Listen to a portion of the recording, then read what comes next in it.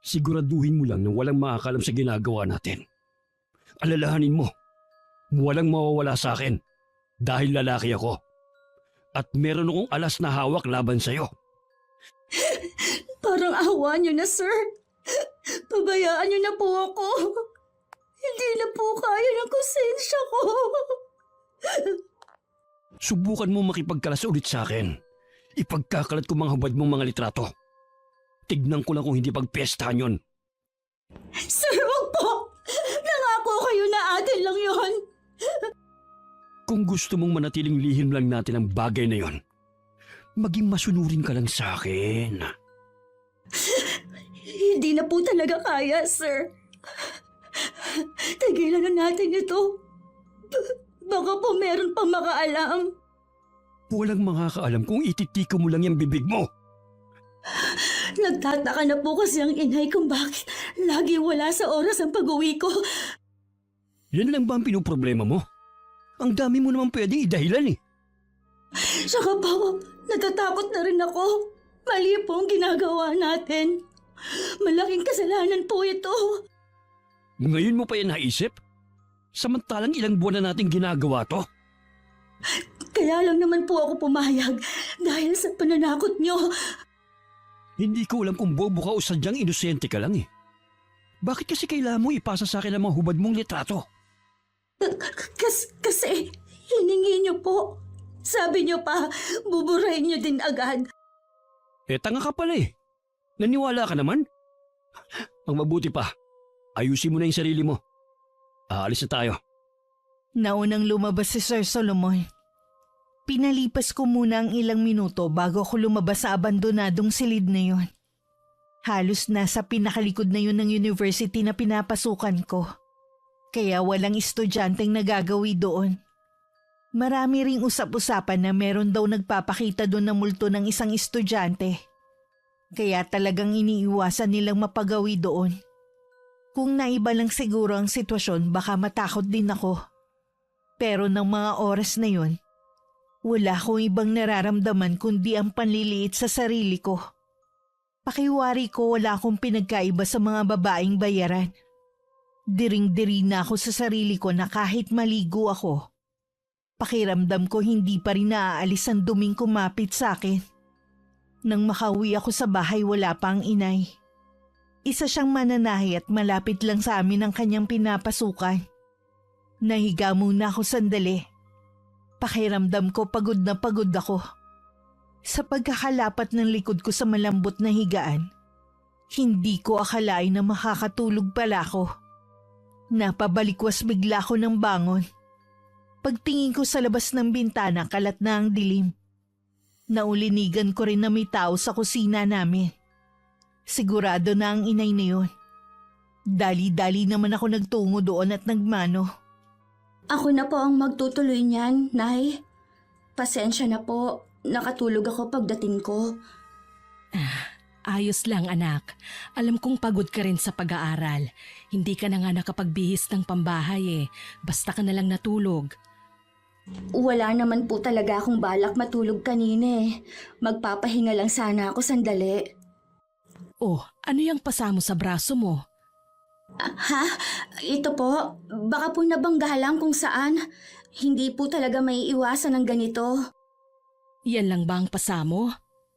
Opo, Nay. Ito lang naman. Magbibihis na po muna ako ng pambahay. Bilisan mo na, kakain na rin tayo. Bumili na lang kasi ako ng ulam sa kanto para hindi na tayo magluto. Opo, Nay. Sandali lang po ako. Pagod na pagod ako.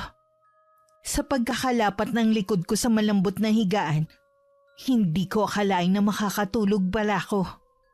Madalas akong magkaroon ng pasa tuwing magkikita kami ni Sir Solomon. Masyado niya kasi akong pinanggigigilan. Minsan kapag nagpupumiglas ako, sinasaktan niya ako. Mabuti na lang ngayon lang napansin ng inay ang pasa ko. Sa hapunan maraming kinikwento ang inay tungkol sa trabaho niya.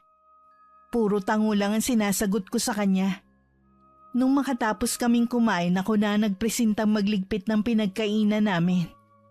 Nung gabi hindi ako makatulog. Biling baligtad ako sa higaan. Iniisip ko kasi kung paano ako makakawala kay Sir Solomon. Sinadya ko ring patayin ang cellphone ko para hindi ko mabasa ang chat niya. Minsan din kasi, kapag hindi ako sumasagot, tinatawagan niya ako. Ayoko kasing makahalata ang inay. Lalo't nangako ko sa kanya na magtatapos ako ng pag-aaral. Natatakot din ako sa magiging reaksyon niya kung sakali.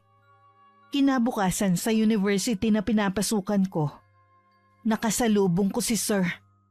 Halatang hindi maganda ang mood niya. Bakit nakapatay ang cellphone mo? Nakalimutan ko po na i-charge. Maaga rin po kasi akong nakatulog kagabi. Mamaya sa dating lugar. Magkita tayo. Sir, pwede po bang pass muna? Birthday po kasi ng nanay ko ngayon. Gusto ko po kasing makasama siya sa mahalagang araw niya. Pwede naman Pero walang sisiyan oras na kumalat ang mga hubad mong litrato. Huwag po, sir. Maawa na po kayo. Kaya nga sumunod ka kung ayaw mong pagpiyesa ng itinatago mong sikreto. Opo, sir. Ayusin mo nga yung itsura mo. Baka kung anong isipin ng mga nakakakita sa'yo. Lagi na lang parang Biyernes Santo yung pagbumukha mo. Papasok na po ako sa klase namin. Sige, mamaya na lang. Nang matapos na ang huling klase namin, agad ako nagtungo sa tagpuan namin ni Sir sa pinakalikod ng university. Muli wala ko nagawa sa masamang balak sa akin ni Sir. Naging sunod-sunuran na lang ako dahil sa takot sa kanya. Madilim na nang makauwi ako sa amin. Nadatnan ko ang inay na naghihintay sa akin. Nang sulyapan ko ang mesa, meron dun mga nakahandang pagkain. Hindi ko na napigilan pang mapaiyak. At sinugod siya ng yakap na labis nitong ipinagtataka. Sorry po, Nay. Ngayon lang ako nakauwi. Alam kong kanina pa po kayo naghihintay. Ayos lang yun, anak. Naiintindihan ko naman. Huwag ka nang umiyak. Happy birthday po. Heto po ang regalo ko sa inyo. Salamat, anak. Nag-abala ka pa talaga. Gusto ko lang po kayong pasayahin sa munting regalo ko sa inyo. Sana po magustuhan ninyo. Ang ganda naman ng kwintas na ito. Mukhang mamahalin ito, anak ka. Opo, Nay. Basta po para sa inyo. Galing po yan sa ipon ko. Salamat, anak, ha. Lagi ko itong isusuot. Sasabihin ko sa mga katrabaho ko na galing ito sa'yo. Nay, ang dami niyo naman pong niluto. May bisita po ba kayong darating? Wala, anak. Para sa atin lang yan. Mamimigay na lang ako sa mga kapitbahay natin. Halika nang kumain. Sige po, Nay. Kanina pa nga po ako nagugutom. Walang kamalay-malay ang inay na ang perang ipinambili ko ng regalo ay galing kay Sir Solomon. Tuwing nagkikita kasi kami, binibigyan niya ako ng pera. Nung una maluwag sa dibdib ko yung tinatanggap. Pero nung gusto ko na makipagkalas sa kanya, hindi ko na gustong tanggapin ang perang yun. Kapag dumarating ang sembreak, madalas kami magkita sa labas. Minsan lumuluwas pa kami ng Maynila para dun magkita. Alam ko kasing takot din siyang malaman ng asawa niya ang tungkol sa amin. Habang tumatagal, lalong bumibigat ang nararamdaman ko. Napapatulala na nga lang ako sa isang tabi. Minsan dumalaw sa bahay ang pinsan ko na nakatira sa kabilang bayan. Nagkataon na umalis nun ang inay, kaya kami lang ang nasa bahay. Oh, malapit na ang bakasyon nyo ah. Doon ka muna sa bahay. Tagal mo nang hindi nakakadalaw sa amin eh. Gusto ko sana, ate. Kaya lang, hindi ko naman maiwan ng inay. Dati naman naiiwang mag-isa ang nanay mo dito eh. Bahala na, te. Marami din kasi akong ginagawa eh. Sino ba kasi ang kachat mo? At panay pindot mo sa cellphone mo? Ha? Classmate ko lang. Oh, classmate ba talaga yan ha? Oo naman, te. Eh bakit namumula ka? Mainit eh. Kung boyfriend mo yan, huwag kang mag-alala. Hindi kita isusumbong kay Chang. Wala naman akong boyfriend eh. Nangako ako kay inay na magtatapos muna ako ng pag-aaral. Tama naman ang nanay mo eh. Pero nasa tamang edad ka na rin naman. Basta maging responsable ka lang. Alam mo dapat ang limitasyon mo. Wala akong balak pumasok sa isang relasyon ngayon. O baka hindi na. Ha? Bakit naman? Hindi lang talaga yun ang priority ko ngayon. Gusto ko munang makabawi kay inay sa lahat ng sakripisyo niya para sa akin. Huwag mong sabihin na balak mong magpakamatandang dalaga. Pwede rin. Teka, sabihin mo nga, may problema ka ba? Meron kasi ko napapansin na kakaiba sa iyo eh. Hindi ko lang maipaliwanag. Wala naman. Ikaw talaga, te. Ang dami mo napapansin. Medyo stress lang siguro ako sa pag-aaral, lalo't malapit na akong magtapos. Sa bagay nga. Ganyan din naman ako nung nag-aaral eh. Kumusta na pala ang mga magulang mo at kapatid? Okay naman sila. Ayaw pa rin nila paawat sa pagtatrabaho sa bukid. Lalo lang daw silang manghihina kapag nasa bahay na lang sila. Ganyan din ang laging sabi ni inay. Sabi ko kasi sa kanya, kapag nakapagtapos na ako at may trabaho na, pwede na ako siyang tumigil sa pagtatrabaho. Ayaw niya at mas gusto daw niyang may sariling kita. Bata pa naman ang tiyang, hayaan mo muna siya. Mahirap naman kasi kung titigil siya sa pagtatrabaho.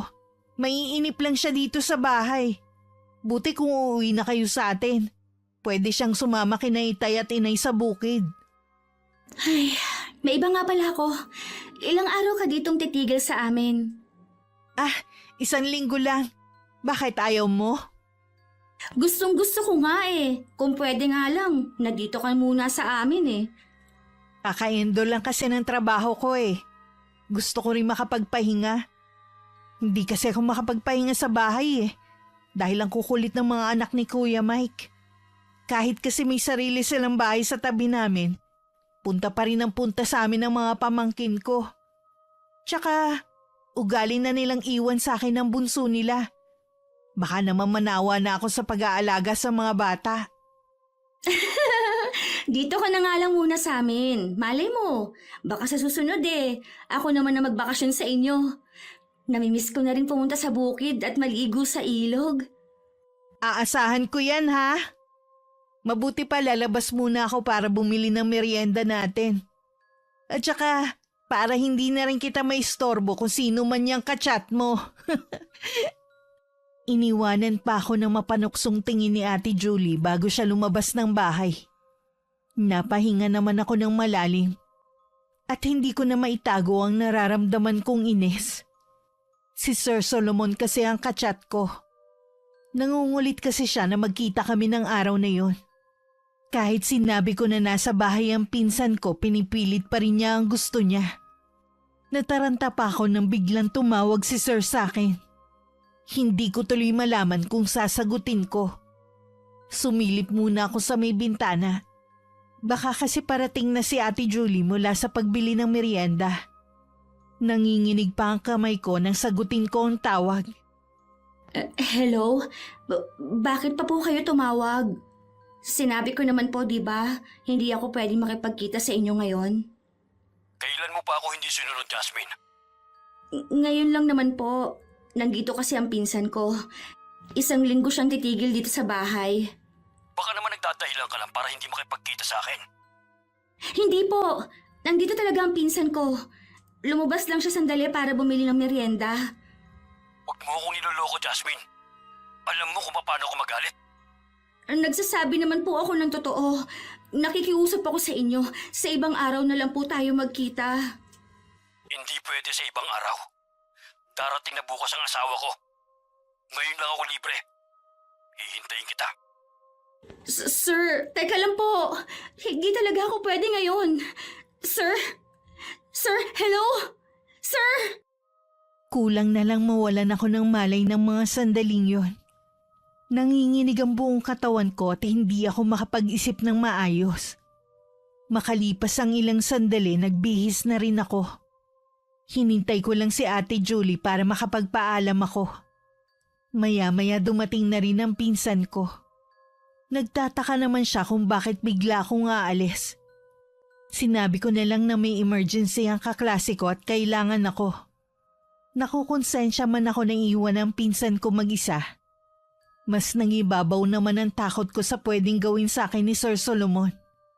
Pagdating sa tagpuan namin malapit lang sa university na pinapasukan ko, agad niya akong sinunggaban at wala naman ako nagawa kundi magpaubaya. Makalipas ang ilang sandali, inabutan niya ako ng maliit na halaga. Umuwi ako na natulala. Pag-uwi sa amin, pilit naman akong kumilos ng normal para hindi makahalata ang inay at ang pinsan ko sa nangyayari sa akin. O ano, kumusta na ang kaklase mo?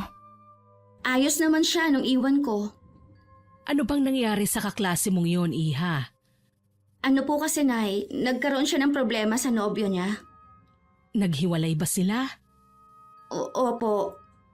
Sabihin mo dyan sa kaklase mo, mag-focus muna kamo sa pag-aaral kesa sa pakikipagnobyo. Yun nga po ang sinabi ko. Eh ikaw ba? Wala ka pa bang nobyo? Wala po, Nay. Di ba? Sabi ko naman sa inyo, hindi yan ang priority ko. Tama yan, anak. Kapag nakapagtapos ka naman pwede ka nang mag-boyfriend. Oo naman po, Nay. O paano? Maiwan ko muna kayong dalawa dito, ha? May gagawin lang ako sa kusina. Sige po, Nay. Yung bang kachat mo kanina sa kanya ka ba nakipagkita? Oo, sa kanya nga. Pasensya ka na, te, ha? Iniwan kita kanina. Ayos lang naman. Hindi naman ako naghintay ng matagal kay Chang Tsaka alam ko namang importante yung kaklase mo. Iba kasi ang itsura mo kanina Oo, ayoko nga sanang umalis kanina. Kaya lang, tumawag siya at iba talaga yung boses niya. Umiwas na lang ako ng tingin sa pinsan ko at lihim na napapakagat labi. Lalo rin akong binabagabag ng konsensya ko dahil sa pagsisinungaling.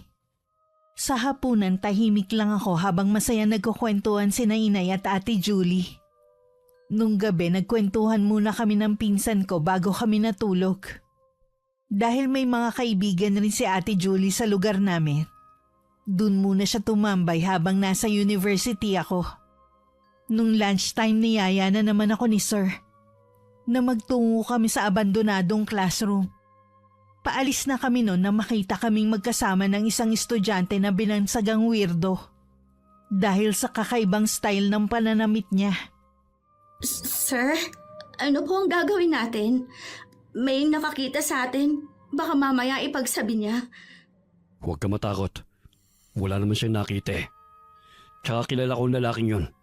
Hindi yung magsasalita.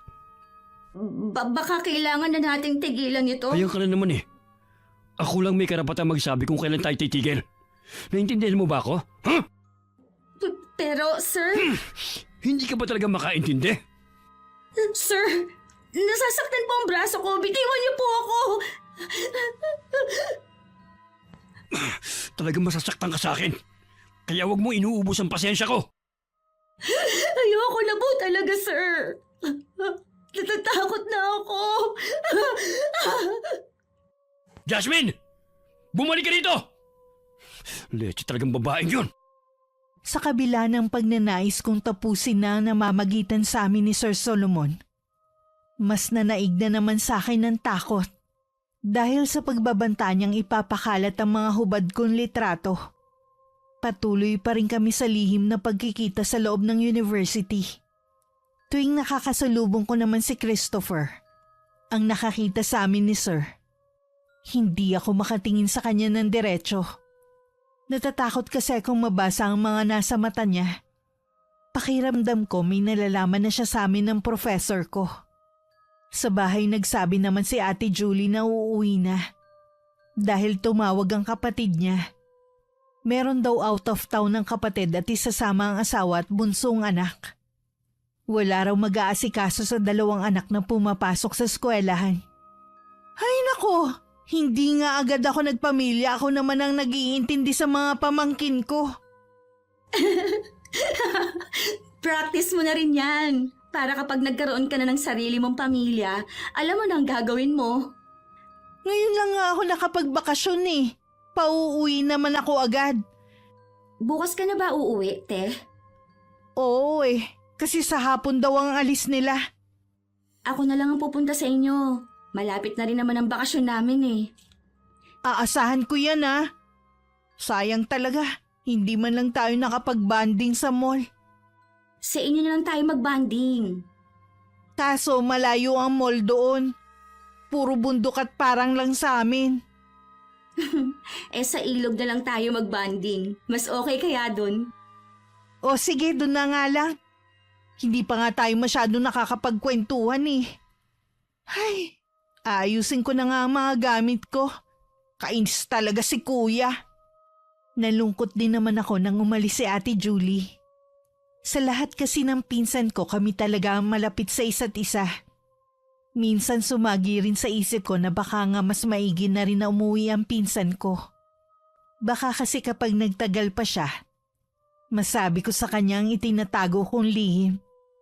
Samantala sa university, hindi ko alam kung guni-guni ko lang. Pero pakiramdam ko pinag-uusapan ako ng mga kapwa ko estudyante. Iba kasi ang mga tingin nila sa akin tuwing dumadaan ako sa harapan nila. Minabuti kong kausapin si Sir Solomon. Wala pang nakakalam ng tungkol sa atin. Ikaw lang naman ang nag-iisip niyon eh. Gusto ko na pong tapusin to, sir. Nakikiusap po ako sa inyo. Hindi ikaw magdidesisyon sa bagay na yan. Nakuha niyo na ang gusto niyo sa akin. Sirang-sira na ako. Kulang na lang ibaon ko sarili ko sa kahihiyan. Ngayon ka pa mag-iinarte? Kung kailan matagalan natin ginagawa to? Nagmamakaawa po ako sa inyo, sir. Tagilan na natin ito. Tumigil ka na nga. Lalo tayong paghihinalaan yan eh. Pakawalan niyo na po ako.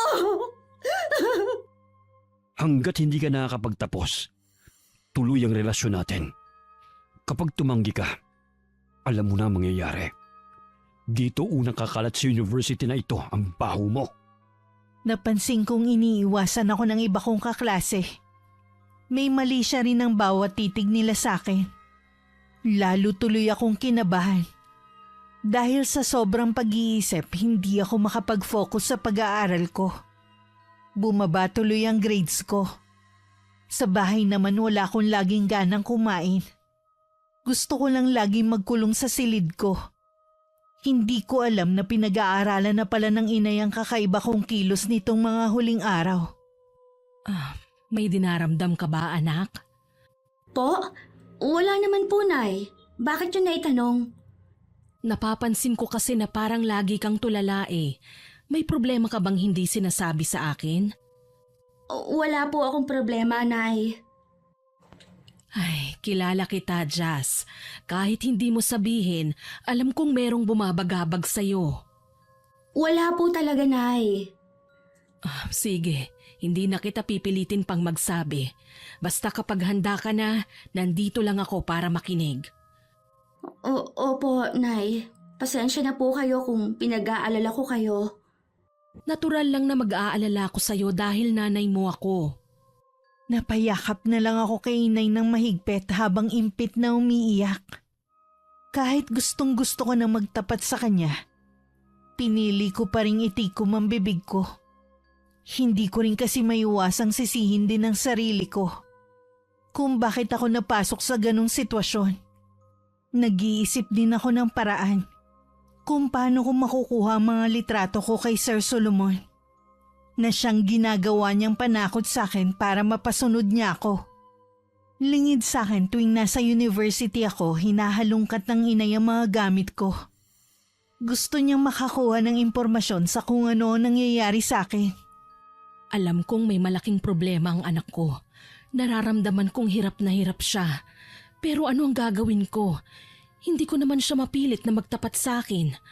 Ano nga kaya ang itinatago ni Jasmine? Wala rin akong alam na kahit sa university ay sinusundan ako ng inay. Iba talaga ang kutob ng isang ina kapag nasa alanganing sitwasyon ng anak. Dahil hindi naman siya basta-basta makakapasok, wala ring nakuhang impormasyon ng inay. Nagkita muli kami ni Sir Solomon ng araw na yon. Kahit meron ng chismis na kumakalat tungkol sa pagiging malapit namin sa isa't isa. Dahil din sa pagpupumilit ko na makipagkalas sa kanya, nasaktan niya ako ng araw na yon. Nagkaroon ako ng pasa sa braso ko. Hindi ko rin inaasahan na nasa bahay na nun ang inay. At halatang hinihintay niya ako. Nay? Nandito na po pala kayo? Mano po? Bakit ngayon ka lang? Hindi ba dapat kanina ka pa nakauwi? Kasi po, Nay, may dinaanan pa kami ng mga kaklase ko. Ganun ba? Teka, bakit may pasa ka? Ha? Baka po nabangga na naman kung saan. Patingin nga. Hindi ako naniniwala sa'yo. Hindi to nabangga kung saan. Magtapat ka nga. Sino ang nananakit sa'yo? Wala po, Nay. Talagang nabangga lang ang braso ko. Huwag ka nang magsinungaling pa. Paano kita matutulungan kung naglilihim ka sa akin? Meron bang nambubuli sa'yo sa pinapasukan mong university? Wala po talaga, Nay.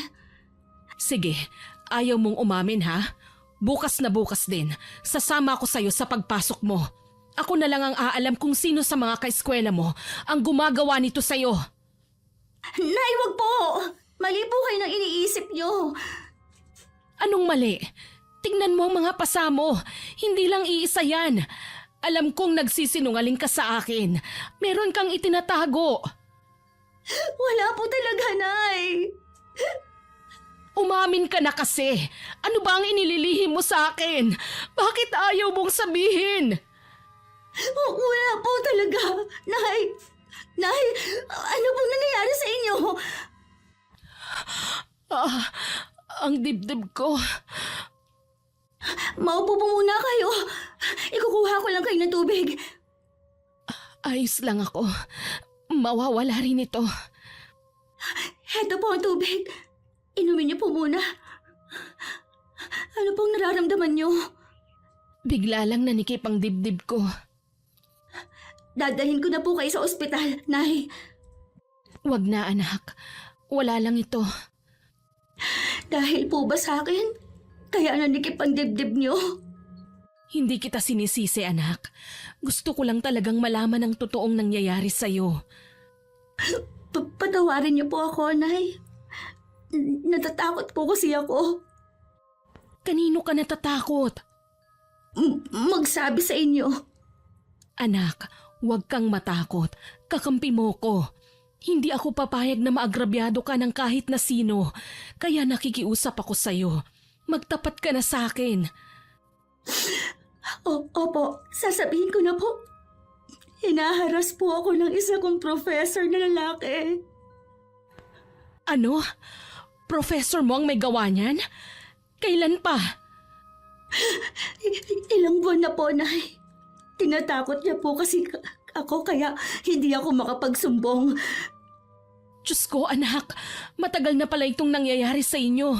Bakit hindi ko malang napansin ang pagbabago sa'yo? Akala ko kasi stress ka lang sa pag-aaral mo. Patawarin niyo po ako, Nay. Wala kang kasalanan anak. Ang hayop na professor mo ang may kasalanan. Pupunta ako sa eskwelahan niyo bukas. Hindi maaaring basta na lang palampasin ang ginawa niya sa'yo. Kitang-kita kay inay ang matinding galit. Gusto ko sanang tutulan ang binabalak niyang pagpunta sa university. Pero alam ko namang hindi ko na siya mapipigilan. Kinabukasan parang ayokong kumilos. Magkakahalo ang nararamdaman ko ng mga oras na yun. Bahagya pa ako napapitlag na marinig ang pagtawag ni inay sa akin. Aalis na raw kami. Pagdating sa university, nagtatakang tingin ang ibinabato sa amin ng mga kapwa ko estudyante. Nakatungo lang ako habang nakasunod kay inay. Pagdating sa dean's office, sinabi agad ng inay ang sadya niya. Nangako naman ng pamunuan na iimbestigahan ang pangyayari. Nang araw ding yon pinatawag ng pamunuan ng university si Sir Solomon. Pero hindi muna kami pinagharap. Sa hallway nakasalubong ko siya. Hindi maipinta ang mukha niya. Ang kapal ng mukha mo para magsumbong. Alam mo bang pwede ako matanggalan ng lisensya ng dahil sa'yo? Ang inay ang gustong ireklamo ka sa dean dahil sa ginawa mo sa akin. Oras na matanggal ako. Sisiguraduhin kong ilalabas ko rin ang itinatago mong baho. para amanos lang tayo. Huwag po, sir. Maawa kayo. Hindi mo ko madadaan sa pag-iyak mo. Matagal na kasi ako nakikiusap sa inyo na itigil na natin ito eh. Pero kayo ang ayaw. Pagbabayaran mo to, Jasmine. Ipagdasal mo na hindi ito makarating sa pamilya ko. Bakit? Anong gagawin niyo? Hindi mo ba talaga alam ang mangyayari, ha? Pwes, hintayin mo. Lalo akong nakaramdam ng takot sa ipinapahiwatig ni Sir. Naging balisa tuloy ako tuwing papasok. Idagdag pa ang mga usap-usapan sa paligid. Kahit hindi man harap-harapan nilang iparinig sa akin, alam kong may kumakalat na tungkol sa akin. Lagi din nagtatanong ang inay kung may ginawa na bang aksyon ng pamunuan ng university. Makailang ulit din siyang pumunta ron para i-follow up ang reklamo. Katagalan hindi na hinaharap ang inay. Ang bagal naman umaksyon ng university nyo. Ano pa bang ebidensya ang kailangan nila? Bakit patuloy na nakakapagturo ang professor mong yon? Hindi ko nga po alam. Parang ayoko na tuloy pumasok, Nay. Bakit naman? Dahil ba sa nahihiya ka sa nangyari? Opo. Hindi dapat ikaw ang mahiya. Ang professor mo ang may kasalanan. Biktima ka lang. Nay, pinag-uusapan na po ako sa buong university. May kumakalat na rin po kasi akong mga hubad na litrato. Ha? Anong ibig mong sabihin? May palagay po akong si Sir din ang nagpakalat nun. Ang hayop na yon, sinira niya ang buhay mo. Ayoko na pong pumasok, Nay. Wala na po akong ihaharap na mukha sa kanilang lahat. Hindi anak, kailangan mo pa rin pumasok. Huwag kang papatalo sa kanila at sa demonyong professor mo. Irereklamo natin siya sa ginagawa niyang pagpapakalat ng mga litrato mo. Pumunta nga kami sa university para magreklamo uli sa dean. Hinarap naman kami kaya lang sinabihan kami ng pamunuan na wala namang kaming ebidensya. Na ang professor ko nga nasa likod ng pagpapakalat ng litrato ko. Magkagayon man nangako sila na iimbestigahan ng nangyayari. Habang tumatagal parang nawawalan na kami ng pag-asa na mabibigyan pa ng katarungan na nangyari sa akin. Lalo't nakakapagturo pa rin si Sir Solomon sa university. Isang araw lingid sa aking kaalaman, pinuntahan ng inay ang tinitirhan ng professor ko. Anong kailangan nyo, Ale? Ako ang nanay ni Jasmine. Ano pong ginagawa nyo rito? Huwag kayong manggulo dito sa pamamahay ko. Yan lang ba ang inaalala mo? Ang manggulo ako? Pero hindi mo man lang inisip ang kapakanan ng anak ko. Ang kahihiyan niya. Sinira mo ang buhay at kinabukasan ni Jasmine. Hindi ko po alam ang sinasabi nyo, Mrs. Wala akong alam sa mga ibinibintang ni Jasmine. Kahit ipagtanong nyo po sa buong university, sa tagal ko na nagtuturo, wala ho akong hinaharas na estudyante ko. Sinungaling ka! Ang anak nyo po ang sinungaling. Wala akong ginagawang masama sa kanya. Katunayan nga po niyan tinutulungan ko pa siya. Binibigyan ko siya ng pera dahil sabi niya kulang ang binibigay mong allowance sa kanya. Binibigyan mo ng pera ang anak ko kapalit ng panghaharas mo sa kanya at para hindi siya magsumbong. Sinabi ko naman sa inyo, wala akong ginagawa sa anak nyo. Lahat ng mga nagiging estudyante ko, tinuturing ko silang mga anak.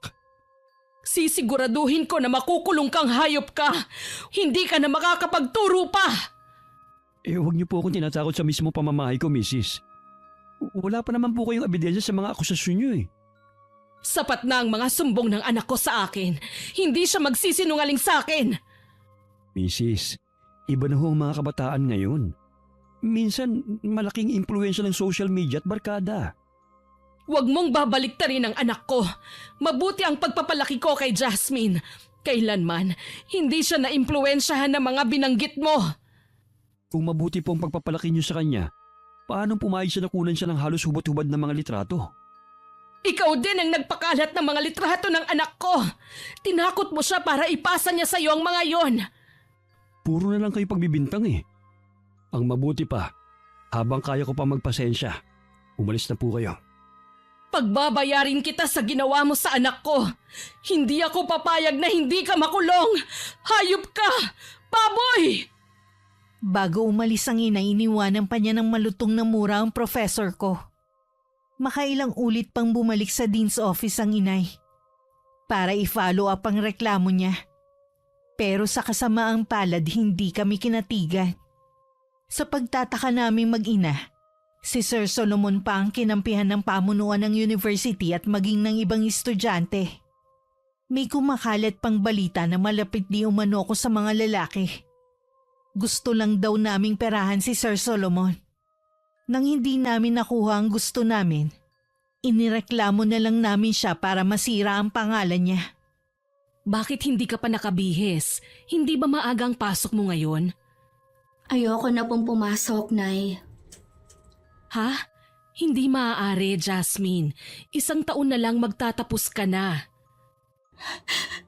Huwag niyo na pong dagdagan ng kahihiyan ko, Nay. Hindi ko na talaga kayang pumasok pa. Kung hindi ka papasok, para mo na rin pinatunayan na tama sila ng sinasabi tungkol sa'yo. Hinusgahan na po nila ako, Nay. Kahit ano pa pong pagtatanggol ko sa sarili ko, hindi na mababago pa ang pagtingin nila sa akin. Jasmine, anak ko. Patawarin niyo po ako, Nay. Binigo ko kayo. Hindi anak, hindi mo ko binigo. Sadyang naging malupit lang ang tadhana sa atin. Pero kailangan mong bumangon. Nandito lang ako para sa'yo. Hindi ko po alam, Nay. Basta ang alam ko lang. Gusto ko na lumayo sa kanilang lahat. Kaya nakikiusap ako. Huwag niyo na pong ipilit na pumasok ako sa eskwelahan. Walang nagawa ang inay nang hindi na nga ako pumasok. Lagi na lang ako nagmumukmuk sa bahay. Wala rin akong ganang kumain. Lagi lang akong tulala at madalas mainit ang ulo. Isang umaga nagulat ako nang bigla na lang dumating si Ate Julie sa bahay. Tinawagan daw siya ng inay para samahan muna ako. Hindi rin kasi maaaring umabsent sa trabaho si inay. Dahil yun lang naman ang pinagkukunan namin ng panggastos. Nasugod ko ng yakap si Ate Julie. At hindi ko na rin napigilan ng mapahagulgol ng iyak. Hinagod-hagod niya ako sa likod. At hinayaan lang na ilabas ko ang nasa dibdib ko. Ayos na ba ang pakiramdam mo? Ha? Medyo gumaan ang pakiramdam ko kahit papano. Salamat naman, dumalaw ka. Sinabi sa akin ni Chang ang nangyari. Bakit hindi mo sinabi sa akin nung nandito ako? Natatakot kasi ako magsumbong. Basta mula ngayon huwag ka na maglilihim sa amin ni Chang, ha? Oo, Te Julie. Siya nga pala, nagpadala ng gulay sina Itay at Inay. Anihan kasi ng gulay ngayon eh. Aba, mahal din to kapag binili mo sa palengke ah. Salamat, Te. Hanggang kailan ka nga pala dito sa amin? Kararating ko lang, parang gusto mo na agad akong pauwiin ah. Hindi naman sa ganon. Gusto ko nga magtagal ka dito. Para kasi akong mababaliw na kapag walang kausap. Alisin mo na sa isip mo ang bagay na yan. Kilala kita. Matapang ka. Kaya alam ko malalampasan mo rin ang pagsubok na yan sa'yo. Tingin ko parusa to sa akin. May iwasan ko sana ang nangyari sa akin kung ginamit ko lang ang utak ko. Huwag mong pahirapan ang sarili mo sa pag-iisip ng mga makakasakit sa damdamin mo. Totoo naman, ang bobo ko. Naturingan akong nag-aaral pero hindi ko ginamit ang utak ko. Ano ba? Tapos na yun. Nangyari na. Wala na tayong magagawa pa. Tanggapin mo na lang na nagkamali ka. Patawarin mo ang sarili mo sa nagawa mong kasalanan. At kalimutan mo na ang nangyari. Madali lang yan sabihin pero mahirap gawin. Para yung bangungot na habang buhay kong dadalhin. Kung makikita mo sana kung paano ako insultuhin ng mga kaeskwela ko. Parang gusto ko na lang lumubog sa kinatatayuan ko. Kaya ba pinili mo na lang ang huminto sa pag-aaral? Hindi rin ako makakapag-focus eh. Tuwing papasok ako, lahat sila sa akin nakatingin. Ako ang lagi nilang topic. Yung titig sa akin ng mga lalaking estudyante, may halong mali siya. Naiintindihan kita. Hindi ko lang maiwasan na manghinayang. Dahil 1 taon na lang naman gagraduate ka na sana. Sirang-sira na ang buhay ko. May iba nga pala ako. Nagsampa na ba kayo ng kaso sa professor mo? Anong sabi ng pamunuan ng university? Hindi na kami magsasampa ng kaso. Wala naman daw kaming matibay na ebidensya. Tsaka, hindi siya natanggal sa pagtuturo. Mas kinampihan pa siya ng eskwelahan. Grabe naman sila. Ikaw na nga to na agrabyado Hindi man lang nila naiisip na pwede pang maulit yun sa ibang estudyante. Kaya tama lang ang naging desisyon ko. Alam ko, apektado na rin ang inay. Parang gusto ko na nga lang lumayo muna. Hindi ka naman makakalayo dahil wala ka namang ibang mapupuntahan. Kung gusto mo sa amin ka muna.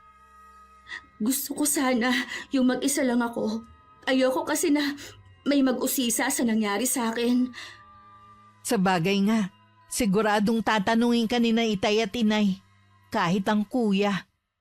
Dumito ka muna. Sasamahan kita hanggat kailangan. Sa pagdating ni Ate Julie sa bahay, kahit papaano nakakalimutan ko ang nangyari sa akin. Ngunit pagdating naman ng gabi, laging laman ng panaginip ko si Sir Solomon. Ang nakangising mga kaklase ko at ang malisyosang titig nila sa akin. Dahil sa hindi ko pagkakatulog sa gabi at mahina rin akong kumain, humina ang katawan ko. Sa loob ng ilang linggo halos butot balat na lang ako. Hindi tuloy maiwasan ng inay ang magalit at pangaralan ako. Gusto mo na ba talagang mamatay, ha? Gusto mo bang bigyan ng dahilan para magsaya ang taong yun? Ganun ba? Hindi naman po, Nay. Bakit hindi ka kumakain? Pinababayaan mo na ang sarili mo. Tignan mo nga ang sarili mo sa salamin. Kulang na lang kapag lumabas ka ng bahay, habulin ka ng aso dahil butot balat ka na lang.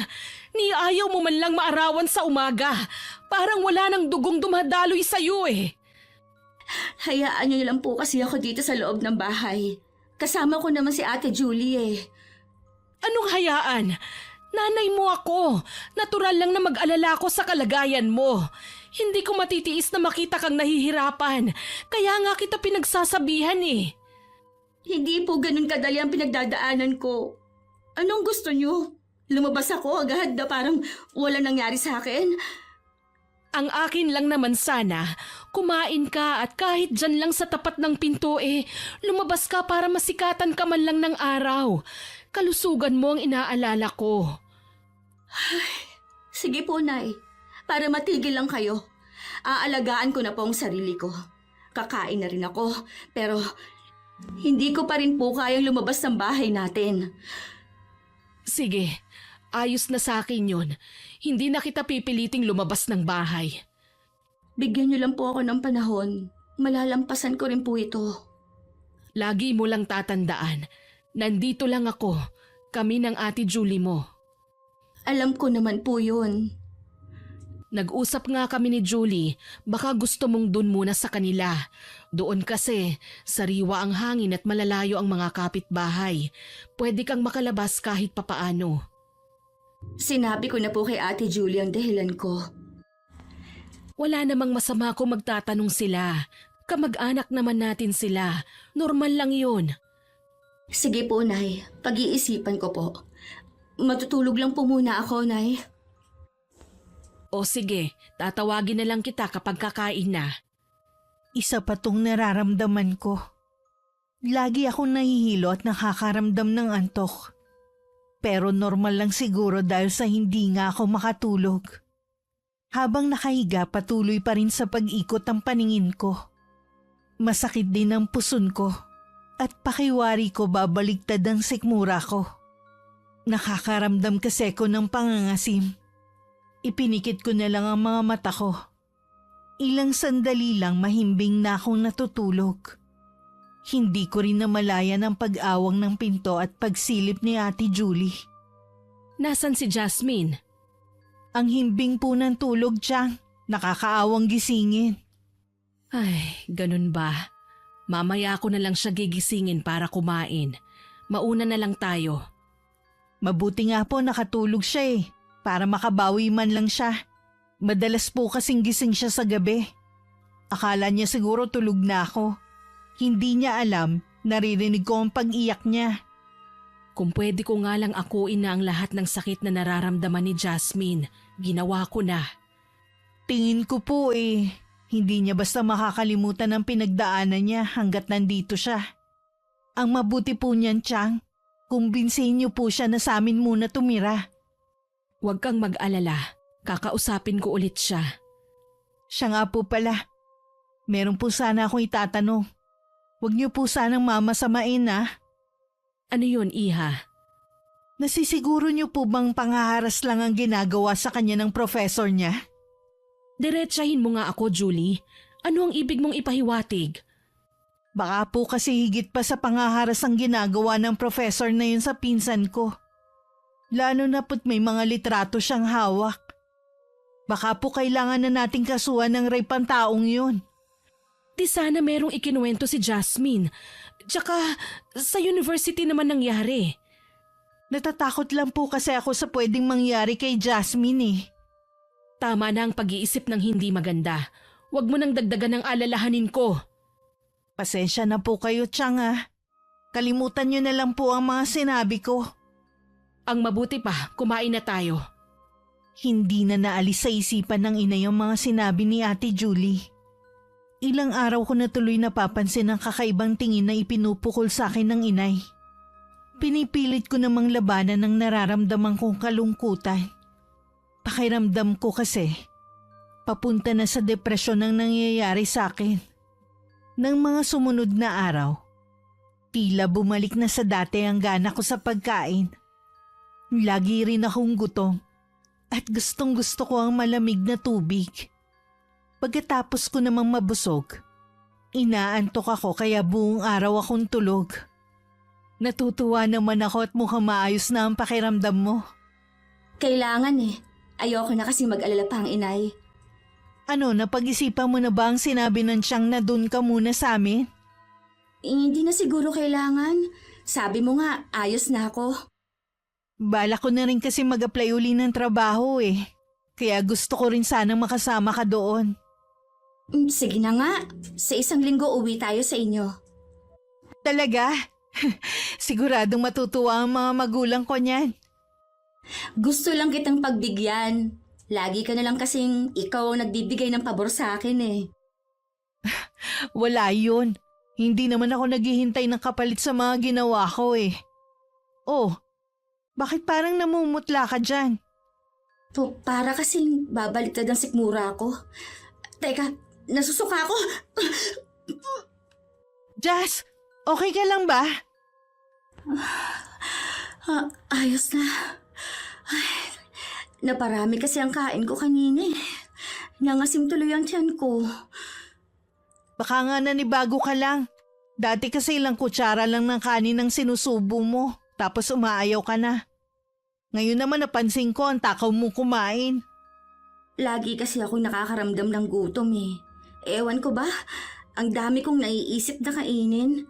Nahihiya naman ako magpabili kay inay. Ako na lang bibili para sa'yo. Magsabi ka lang kung anong gusto mo. Talaga, ate? Ibibili mo ako ng gusto kong kainin? Oo naman, basta ikaw, malakas ka sa akin Salamat, ha. Gusto ko sana kumain ng hilaw na mangga. Pwede mo ba ako ibili? Ha? Manggang hilaw ang gusto mo? Oo, gusto ko sana yung medyo bubot pa. Kaya lang wala namang mapagkuhanan dito. Wala namang puno ng mangga dito sa lugar na to. Pagtiyagaan mo muna yung manggang hilaw na bibilin ko Dito ka muna. Lalabas ako para mabili yung gusto mo. Meron ka pa bang gustong ipabili? Para bibilihin ko na rin. Wala na, te. Yun lang ang gusto ko. Lingid sa akin nagkakahinala na ang pinsan ko sa totoong kalagayan ko. Sandali lang naman siyang umalis. At wala pang kalahating oras ay bumalik na rin siya. Tuwang-tuwa naman ako sa manggang nabili niya. Pagkatapos ko ang lantakan at ubusin ang dala niya, nakatulog naman ako. Sa tagal ng pagkakatulog ko, hindi ko na malayang dumating na pala ang inay. Sinabi naman ng pinsan ko kay inay ang hinala niya. Imposible ang sinasabi mo, Julie. Huwag kang ang gumawa ng kwento. Lahat po kasi ng sintomas ng pagbubuntis nasa kanya na. Ganyan po kasi ang hipag ko nun sa 3 niyang anak. Hindi, ang anak ko. Imposible. Kailangan niyo po magpakatatag, Chang. Higit kanino man kayo ang mas kailangan ni Jasmine ngayon. Ano ang gagawin natin? Sigurado na magugulat ang pinsan mo. Samahan niyo po muna siya magpatingin. Kung tama tayo, kailangan niya ng pangangalaga mula sa atin. Bakit kailangan pang sa anak ko mangyari ito? Ano bang kamalasan ang nangyayari sa amin? Wala pong taong malas. Sadya pong sinusubo kayo ngayon. At marahil bunga na rin ito ng mga maling desisyon. Ang mahalaga po matanggap ni Jasmine ang nangyayari sa kanya at handa niyang harapin ang mangyayari sa hinaharap. Hindi ko alam. Naguguluhan ako, Julie. Chang, pakatatag po kayo. Parang nauupos na kandilang napaupo na lang ang inay habang mahinang umiiyak. Ayaw niya rin kasing marinig ko ang pag-iyak niya. Mabuti na lang nariyan si Ate Julie. Siya ang umalo at dumamay kay inay. Madilim na nang magising ako. Pero pakiwari ko bitin pa rin ang tulog ko. Pinasok na ako ni Ate Julie sa silid. Sabi niya kakausapin ako ng inay. Bigla naman akong kinabahan. Lalo't walang kangiti-ngiti ang pinsan ko. Tingin ko pa para siyang naiiyak. Tumayo na ako para sumunod. Bago lumabas ng silid, sumulya pa ako sa malaking salamin. Magulo at nakasabog lang kasi ang mahaba kong buhok. Nagmamantika din ang mukha ko at maputla ang labi.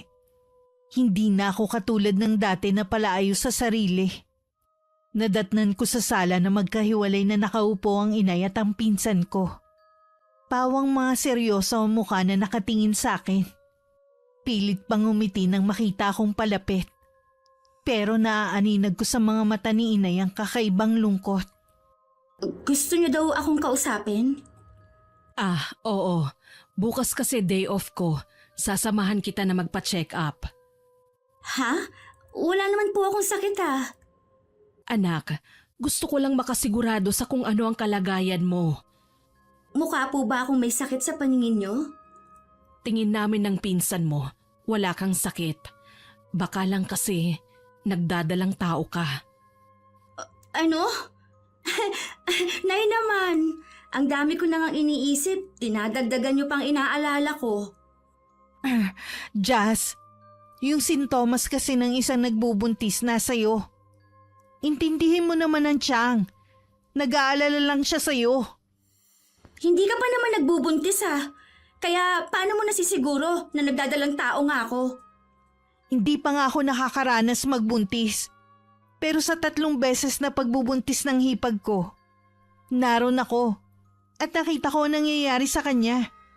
Katulad ng nangyayari sa'yo ngayon. Hindi ako buntis! Kayo lang nag-iisip ng ganyan! Kaya nga magpapatingin tayo bukas para makasigurado tayo. Hindi nga sabi ako buntis! Ako ang nakakaalam dahil katawan ko to! Hindi mo kailangan magalit, anak.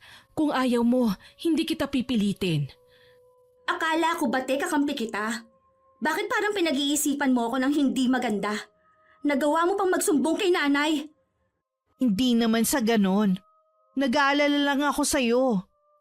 Ako ang lagi mong kasama dito sa bahay. Kaya ako ang nakakakita sa pagbabago mo. Ang mabuti pa, umuwi ka na lang sa inyo. Hindi kita kailangan dito. Jasmine, huwag mong pagsalitaan ng ganyan ng Ate Julie mo. Siya na nga itong nagmamalasakit sa'yo, ikaw pa itong galit ngayon. Okay lang po, Chang. Naiintindihan ko naman po si Jazz. Huwag niyo nga akong pagtulungan. Pakiramdam ko tuloy, ang sama-sama ako. Jasmine, bumalik ka rito. Hindi pa tayo tapos mag-usap. Hayaan niyo na lang po muna siya mag-isa, Chang. Pasasaan ba't eh? Makakapag-isip din siya na para din sa kanya ang sinasabi natin. Pasensya ka na, Iha, sa mga binitiwang salita ng pinsan mo sa'yo. Magulo pa kasi ang isip niya hanggang ngayon. Naiintindihan ko naman po si Jasmine. Chang, magpapaalam na rin po ako. Tumawag po kasi yung kumpanyang ina-applyan ko eh. Kailangan ko na po mag-report. Ay, ganun ba, Iha? Di sige, dalawin mo na lang kami kapag may oras ka, ha? Oo naman po, Chang. Kinabukasan din umalis na rin si Ate Julie. Habang nagpapaalam siya sa akin, wala naman akong imik. Sa ibang direksyon din ako nakatingin. Pinipigil ko rin mapaiyak. Bago siya lumabas, lumapit muna siya sa akin at saka ko niyakap. Nang wala na siya, tsaka ako napahagulgul ng iyak. Pakiramdam ko nag-iisa na lang ako at wala nang kakampi. Lalo ring lumala ang nararamdaman ko. Tuwing umaga, lagi ako naduduwal. Lagi rin akong nahihilo. Sa kabila ng paglala ng kalagayan ko, hindi pa rin ako napilit ng inay na magpa-check up sa doktor. Kahit impis pa ang tiyan ko, may pagdududa na rin sa akin na meron ngang pumipintig sa sinapupunan ko. Nung hapong umuwi ang inay, inabot niya sa akin ang dala niya. Nung una hindi ko pa alam kung para saan yun. Para saan po ito? Para sa'yo. Bukas ng madaling araw, pinakamaganda raw gamitin yan.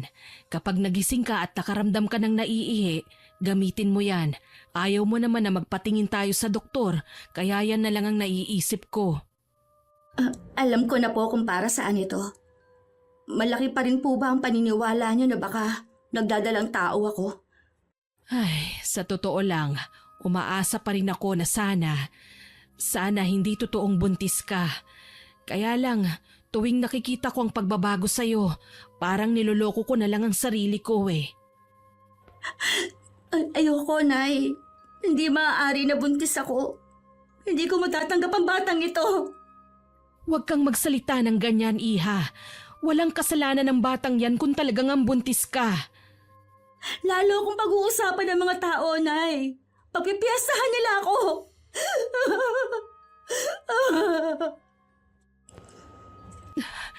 Huwag mong sabihin yan. Walang taong malinis. Kung sakaling may sabihin man sila sa'yo, ako ang bahala. Makakatikim sila sa akin ng maaanghang na salita. Kahit anong pang pagpapalubag ng loob ang sinasabi ng inay, hindi niya mapawi ang nararamdaman kong takot. Kung ano-ano tuloy ang nagsasalimbayan sa isip ko. Buong gabi rin akong walang tulog at tahimik na umiyak. Nung marinig ko ang tilaok na manok ng kapitbahay namin, bumangon na ako. Nanginginig pa ang kamay ko habang hawak ang pregnancy test kit. Makalipas lamang ang ilang sandali, lumabas na ako ng banyo. Para akong pinagsakluban ng langit at lupa. Akala ko dahil buong gabi na ako umiyak ng umiyak. Wala na akong mailuluha ng mga oras na yun. Pero nagkamali ako. Patuloy pa rin sa pagluha ang mga mata ko. Hanggang magising na ang inay. Kinuha niya ang nasa kamay ko. At napahagulgol na rin siya ng iyak habang yakap ako. Nang humupa na ang lahat, nanatili lang akong tulala at nakatingin sa kawalan. Kailangan pa rin nating magpa-check up para maresetahan ka ng mga vitamins para sa'yo at sa pinagbubuntis mo. Hindi ko ito matatanggap. Wala na tayong magagawa pa. Nandyan na yan eh. Hindi ko naman ginusto to. Binaboy lang niya ako. Pinilit lang ako ng demonyong yun. Ako ang biktima dito. Bakit siyang kinakampihan ng lahat? Huminahon ka, Iha. Baka makasama sa inyo ng magiging anak mo ang ginagawa mo. Wala akong pakialam. Sana nga, mawala na tong sanggol na to. Huwag mong sabihin yan sa apo ko. Wala siyang kasalanan. Kung tutuusin, may kasalanan ka rin. Kung nagsumbong ka kaagad, hindi ka na sana aabot sa ganyang sitwasyon.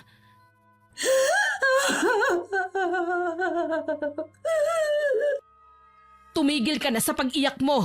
Hindi yan makakatulong sa'yo. Sa ayaw at sa gusto mo, pupunta tayo sa doktor. Mukha lang galit ang inay ng mga oras na yun. Pero masigit siyang nasasaktan sa nangyayari sa akin. Nang pumasok siya sa silid, doon na nag-iiyak ang inay habang tutup ang sariling dibdib. Tinawagan din niya ang pinsan ko. Hindi na nagulat si Ate Julie nang makumpirmang nagdadalang tao nga ako. Pero labis din siyang naapektuhan sa nangyari sa akin. Nangako din siyang dadalawin kami kinabukasan. Buong maghapon din ako nagmukmuk sa loob ng silid ko. Hinayaan na lang muna ako ng inay. Nung hapon na dumating ang pinsan ko, napilitan ng katukin ako ng inay. Pero walang tugon sa akin. Jasmine, buksan mo itong pinto. Nandito ang pinsan mo. Hindi po kaya natutulog siya? Sa lakas ng pagtawag ko, sigurado na nagising na siya. Kanina pa po ba siya nasa kwarto? Oo dinalhan ko na nga lang siya ng pagkain eh. Kahit ano kasing pakiusap ko, ayaw niyang lumabas. Jasmine, ako to. Pwede mo bang buksan tong pinto? Mag-usap tayo. Miss ko na makipagkwentuhan sa'yo eh. Ang tigas din ng ulo ng pinsan mo. Ang mabuti pa kukunin ko na yung susi. Mabuti pa nga po, Chang. Iba kasi ang kutob ko eh. Ha? Sige. Teka lang. Kausapin mo muna si Jasmine dyan.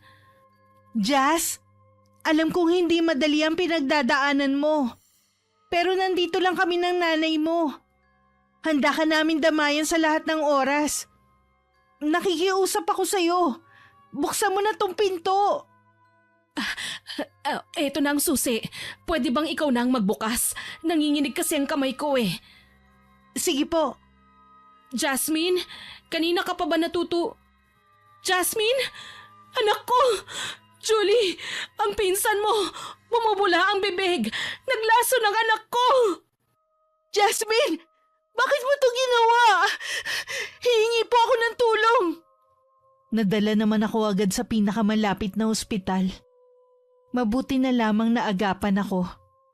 At hindi na kumalat ang lason sa buong katawan ko. Walang tigil sa pag-iyak ang inay sa tabi ko at hindi rin siya makausap ng matino. Mabuti na lamang nariyan ang pinsan ko na nag-asikaso sa lahat ng kailangan ko sa ospital. Kumalat ang nangyari sa akin sa lugar namin. Dahil tikom ang bibig ng inay, marami ang nag-isip na baka natuluyan ako sa ginawa kong pagpapakamatay. Pagkalabas ko naman sa ospital, hindi ako sa bahay namin tumuloy, kundi sa bahay ni na Ate Julie. Ipapaubaya ko muna sa inyo ang anak ko ha. May kailangan lang akong asikasuhin. Huwag kayong mag-alala, Chang. Hindi namin siya pababayaan dito ni na Itay at Tinay. Salamat, Julie ha. Lagi kang nariyan sa tabi ng pinsan mo. Wala naman pong ibang magtutulungan kundi tayo-tayo lang din. Anak, aalis lang ako sandali ha. Babalik din ako. Opo, Nay. Hihintayin ko na lang po kayo. Huwag mo na sanang uulitin ang ginawa mo ha. Hindi ko kakayanin anak kapag may masamang mangyari sa'yo. Hindi ko na po uulitin. Pangako po. Chang, matanong ko lang po kayo. Ano pa po ang aasikasuhin nyo eh? Nag-resign na naman kayo sa trabaho nyo. Personal, iha. Tsaka ko na lang sasabihin sa inyo. O paano, aalis na ako. Jasmine, huwag mong kalilimutan ang mga gamot at vitamins mo ha. Opo, Nay. Sige po, ihahatid ko na po kayo sa labasan. Hinatid nga ni Ate Julie hanggang sa may sakayan ng tricycle ang inay. Gusto rin kasing makausap ng sarili na ng pinsan ko ang inay. May hinala siya na balak magiganti ng inay ko kay Sir Solomon. Nagkaroon lang siya ng hinala na marinig niya ang pag-uusap ng mga nanay namin. Hiningi kasi ng inay ang libro ng karunungang itim na matagal nang nasa pangangalaga ng tiyahin ko. Kinumpirma naman yun ng inay nang tanungin siya ni Ate Julie. Wala na rin namang sinabi ang pinsan ko hanggang makaalis ang inay. Nagtungo muna ang inay sa university na dati kong pinapasukan. Inabangan niya ang paglabas ni Sir Solomon. Aling Siling, anong ginagawa niyo rito? Para makita ka sa huling sandali. Nabalitaan ko nga ang nangyari sa anak niyo. Ito po ang konting tulong. Hindi ko kailangan ng pera mo. Buhay mo ang gusto kong maging kapalit sa ginawa mo sa anak ko. Kung ganun, totoo ang balita na patay na si Jasmine. Itong tatandaan mo kung anong hirap ang naranasan ng anak ko habang buhay mo ring dadanasin. Darating ang panahon, ikaw na mismo ang hihiling sa sarili mong kamatayan. Aling Siling, patawarin niyo po sana ako sa nagawa kong malaking kasalanan. Huli na ang lahat. Magsisi ka man ngayon, hindi mo na maibabalik ang sinira mong buhay. Sana lang wala ka nang maging biktima. Aling Siling, nakikiusap po ako. Tanggapin niyo po itong malit na halaga. Makakatulong din po ito sa inyo. Hindi ko kailangan yan! Kung gusto mo, sunugin mo! Kung ganun, ano ho bang dahilan ng pagparito niyo? Gaya ng sabi ko, gusto ko lang makita ang taong sumira sa anak ko. Teka lang, Aling Siling. Huwag muna kayo umalis. Ang bilis naman niyang nawala. Saan kaya siya sumuot? Baka sumabay sa mga naglalakad na estudyante. Mula noon laging nakasubaybay sa bawat kilos ni Sir Solomon ang inay. Gusto niya kasing maging mabagsik ang gagawin niyang pagpapahirap sa lalaki. Pag-uwi sa bahay, sinimulan na rin gumawa ng ritual ng inay. Isinabay niya yun sa kabilugan ng buwan. Sa bawat inuusal niyang Latin na salita, para yung latigong humahampas sa katawan ng dati kong professor. Sumpain ka sa ngalan ng itim na kapangyarihang taglay ko! Magdurusa ka habang buhay! Samantala, naging balisa naman si Sir Solomon sa bahay nila. Bumangon siya sa kalagitnaan ng pamamahinga niya. Masakit din kasi ang buo niyang katawan. Nang tingnan niya ang dahilan, nanlaki bigla ang kanyang mga mata sa mga latay sa kanyang balat. Paano ako nagkaroon ng mga latay? Saan galing to? Aray! Hindi nga ako nananaginip lang. Totoo ang mga sugat sa katawan ko. Samantala dahil work from home ang setup ng trabaho ni Ate Julie, nababantayan niya ako palagi. Mawala lang ako sa paningin niya, kanda hanap na siya agad sa akin. Minsan natatawa na lang ako dahil parang OA na kasi. Pero naiintindihan ko naman. Dahil nag-aalala lang siya na baka ulitin ko na naman ang ginawa ko dati. Huwag ka tayo mag-alala. Hindi ko na uulitin ang ginawa kong katangahan. Ano ka ba? Hindi naman yun katangahan. Dumadanas ka lang kasi nun ng matinding depresyon. Salamat sa Diyos at nalampasan mo rin yun. Salamat sa inyo. Hindi niyo ako sinukuan ni inay. Ano nga palang plano mo ngayon? Sa ngayon, focus muna ako sa pagbubuntis ko. Sabi kasi ng doktor, maselan ako magbuntis. Sabi din ng inay, ibebenta na niya ang bahay namin. Baka yun ang gamitin namin para makapagsimula ulit kami. Naniniwala akong okay ka na. Nakakapag-isip ka na ng tama eh. Nung nag-aagaw buhay ako, nakita ko ang inay na nasa tabi ng walang malay kong katawan. Iyak siya ng iyak. Doon ko pinagsisihan kung bakit ko yun ginawa. Sabi ko talaga, kapag nakaligtas ako, haharapin ko na ang problemang ito. Para sa magiging anak ko, mas magiging malakas na ako. Tama yan. Huwag kang mag-alala. Karamay mo kami sa pag-aalaga sa anak mo. Kailangan ko nalang hintayin ng inay para malaman kung saan talaga kami titira. Pwede naman kayo dito sa lugar na to eh. Walang nakakakilala sa'yo dito. Kaya wala ka dapat pangilagan. Gusto ko nga rin dito para malapit sa inyo. Pagdating ni Chang, kausapin natin. O paano? Umpisa na ulit ang trabaho ko. Magpahinga ka na muna ah. Mamaya daw magluluto ng bilo-bilo ang inay para may merienda ka. Alam niya raw na gutumin ng mga buntis. Labis din ako nagpapasalamat sa mga magulang mo. Akala ko talaga nung una, huhusgahan din nila ako. Natural lang na magtanong sila, pero hindi ka nila huhusgahan. Kita mo nga, excited na rin silang lumabas ang anak mo. Pansin ko nga rin. Salamat sa pag-aalaga ninyo sa aking lahat. Sa pagtigil ko sa bahay ni na Ate Julie, unti-unti na rin naghihilom ang sugat sa puso ko. Marami ako napagtantong mga pagkakamali. Pero salamat sa pamilya ko na hindi ako iniwan. Ang inay naman habang abala sa pagpaparusa kay Sir Solomon, naghahanap na rin siya ng bibili sa bahay namin. Nagkataon naman ng dati niyang katrabaho may kilalang naghahanap din ng binibentang bahay. Kinakatigan pa rin kami ng inay. Mabuti na lang hindi baratang bumili sa bahay namin. Halos 2 linggo rin noon hindi umuwi ang inay. Pagdating niya marami siyang dalang pasalubong para sa amin. Mabuti naman po at umuwi na rin kayo. Pasensya ka na anak, ang dami ko kasing inasikaso Kaya po ba marami kayong dala dahil naibenta na niyo ang bahay? May paunang bayad na yung nakabili. Ibibigay niya ang kabuuan bago ang araw na lilipat sila. Mabuti naman po. Ayoko na din kasing bumalik doon. Chang, napag-usapan nga namin ni Jasmine na pwede naman kayo tumira dito sa lugar na to. Yun nga ang sabi ng mga magulang mo. Baka bilhin ko na lang ang maliit na parte ng lupa nyo sa likod nitong bahay ninyo. Kahit maliit na kubo ayos na sa amin yun. Ang mahalaga, makapagsimula ulit kaming mag-ina. Mabuti naman po at ganyan na naging desisyon nyo. Magiging mas malapit na kayo sa amin. Nay, aalis pa po ba kayo niyan? Oo, dahil sa bahay kami magbabayaran nung nakabili ng bahay natin. Kaya lang ako umuwi para ibigay itong mga kakailanganin mo. Mag-iingat po kayo doon. Hihintayin ko na lang po kayong umuwi. Noong araw na bumalik ang inay sa bahay namin, may isang panauhin na naghihintay sa kanya. Biglang kumulo ang dugo ng inay na makita si Sir Solomon na nakatayo sa harap ng gate ng bahay. Napansin din niya ang kakaibang aura sa lalaki. Lihim na lang siyang napapangiti. Ano ang ginagawa mo rito?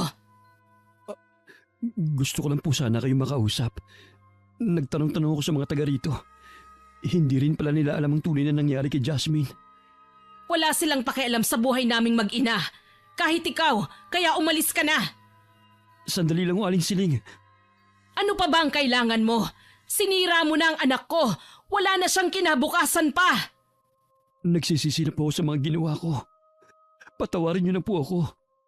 Walang kapatawaran ang ginawa mo sa anak ko.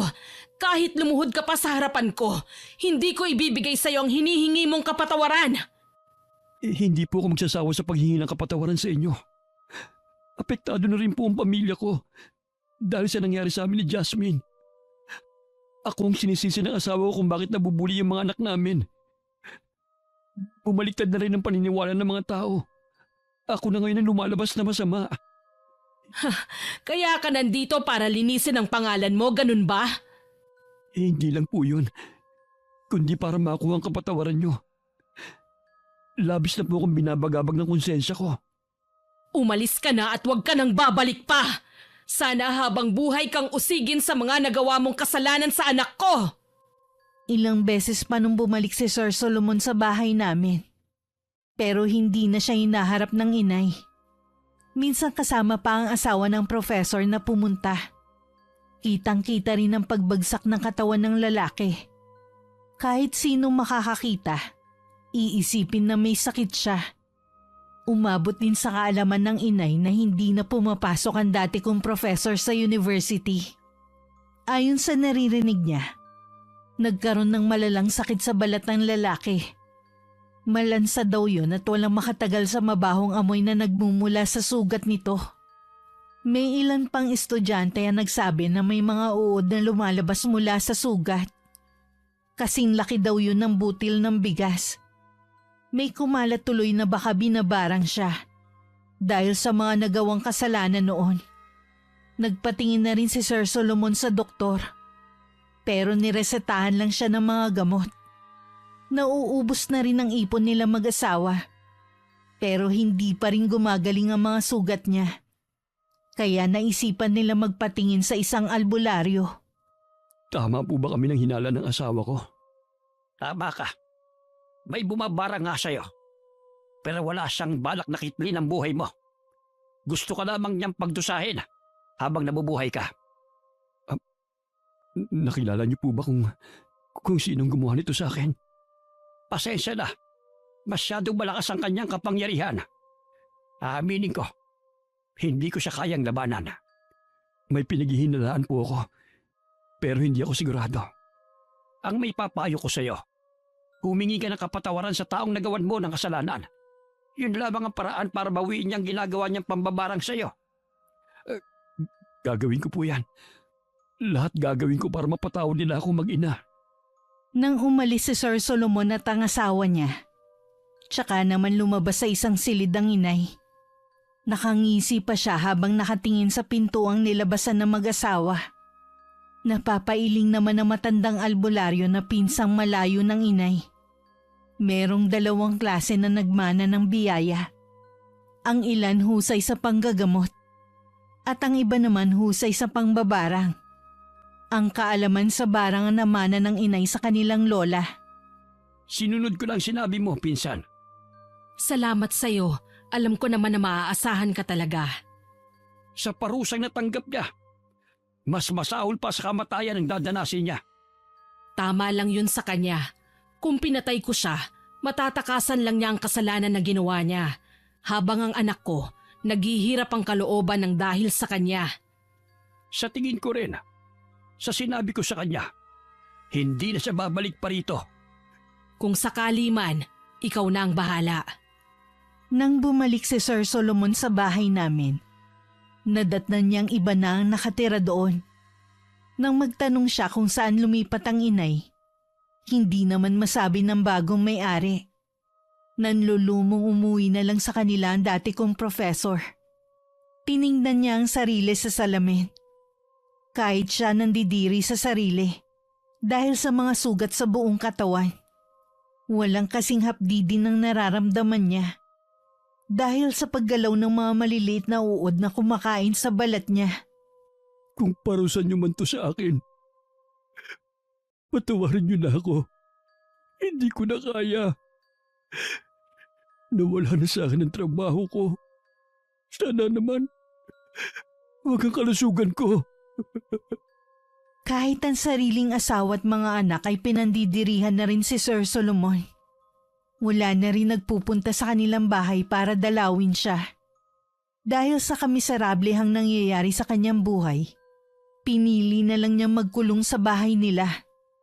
Samantala, matuli na lumipas ang 1 taon. Nakapanganak na ako. 1 buwan pa lang noon ang anak ko, pinabinyagan na namin siya. Sa kabila ng mapait na naranasan ko, nakabangon muli ako. Bumalik na rin ako sa pag-aaral. Ang inay muna ang pansamantalang nag-aalaga sa anak ko.